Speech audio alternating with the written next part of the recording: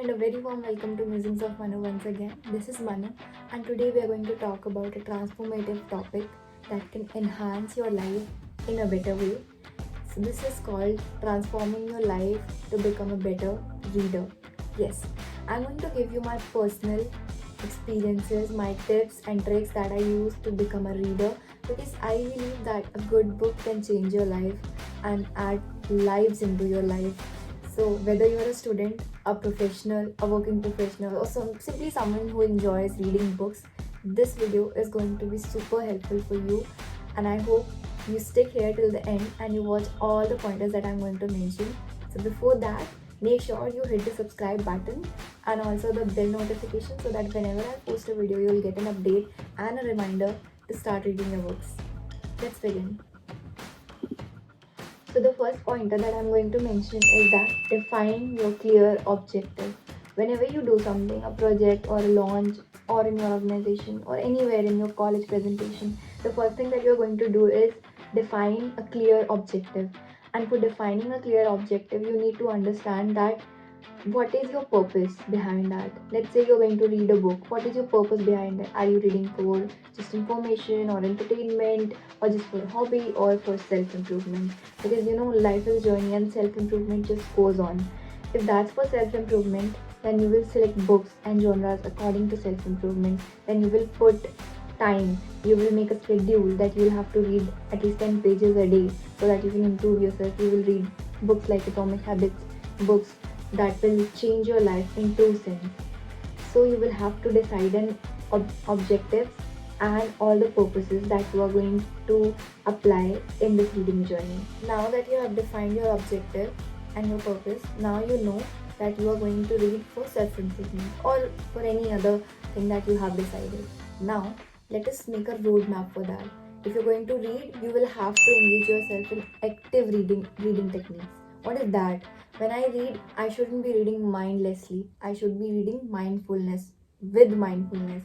So for that, you will have to take notes. Whenever you are reading something, let's say there's a pointer in Atomic Habits that 1% improve 1% every day. You will have to underline that particular topic so that whenever you'll open the book, you'll know, yeah, this was the main pointer. I should remember this one. You should also take notes for that. You can also create a diary and you can write the main pointers, the important things that you learned from this book. Because a reader puts a lot of time and energy into writing a book of around 400 pages, but you can summarize the book and you can get the pointers in just 10 to 15 pointers, and you can write it in your diary and you can learn the whole point of that book like that. So yeah, you will have to engage yourself in active reading techniques. You will have to highlight, you will have to reinforce and comprehend the paragraphs clearly. Now that two of your objectives are clear, you know why you were reading. Now you know that you are reading and you are engaging in the reading habit. You are actively reading. The third step is going to be super beneficial for you. You are going to learn, and every day you're going to apply new vocabulary. You are going to get new words every single day. There's a word called cliche, and I learned this word a few years ago, and I was so excited after that I'm going to read every single word that there is, because it was a new experience for me, learning a new word that I was totally unaware of. There's one more word that is called paranoid, and I learned that word from one of the books, and I was so excited after that. OMG, I've learned a new word. So that's how you have to make it interesting for yourself.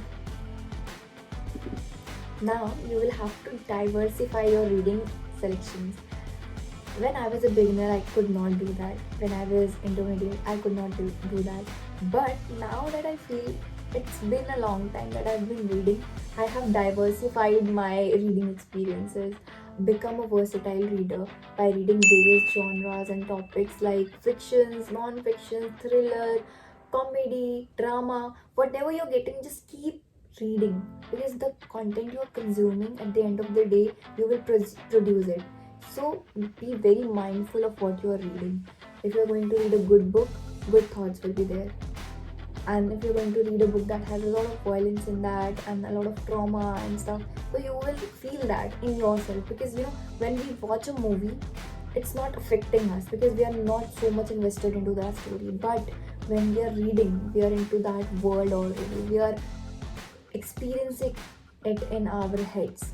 So be very mindful of that. Now here comes my bonus advice for you guys. Master effective time management. Once we are so much invested into reading, we forget about time. Sometimes I used to read till 5 a.m. and I used to be late for school and then late for college sometimes.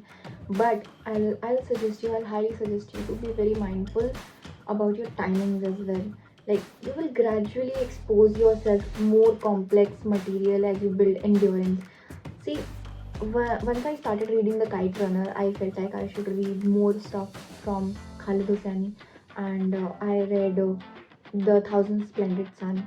But at that point in time, I was okay for Kite Runner. I was not able to build that endurance for the Thousand Splendid Sun. So I had to, I had to put that on hold for some time. I read half of it. I couldn't finish it at all because our endurance level, all of us are different human beings, and our endurance levels are different.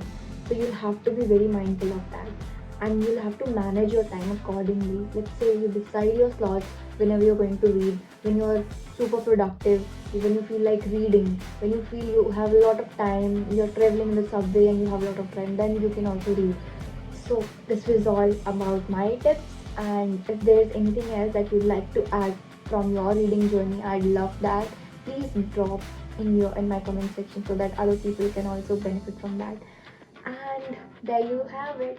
5 practical tips that I gave you to elevate your reading skills. So remember, it's a journey, not a race, as I always say. You are in a journey and it's a marathon. It's gonna be a long time, and we're gonna live for a long time. So live healthy, read more, because a wise man has said that if you read a book, you live 1,000 lives. Till then, I'll see you next time. Bye bye. Take care.